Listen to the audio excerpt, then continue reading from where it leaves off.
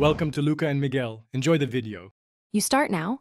Shut down the surface and unplug the charger and any USB devices because power can damage components. Once done, place the laptop on a clean, static-free mat and attach an anti-static wrist strap if you have one. Make sure to collect Torx T5, Phillips #0, and a plastic spudger. Next, rotate the unit so the hinge faces you, then open the screen slightly to relieve tension. This gives you immediate access to the lower seam for the next step.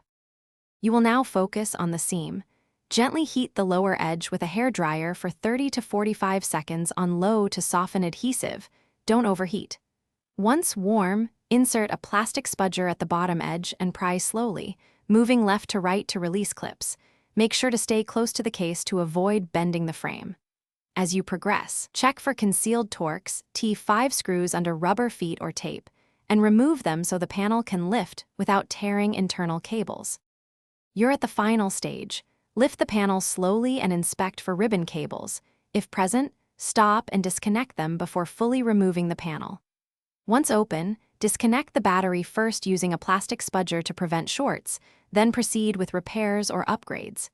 Keep screws organized and photographed so reassembly is predictable. Make sure connectors seat flush when closing. If the screen or panel resists, reapply gentle heat and recheck for hidden screws or stubborn clips. Thanks for watching and please subscribe. It's the best investment you'll ever make.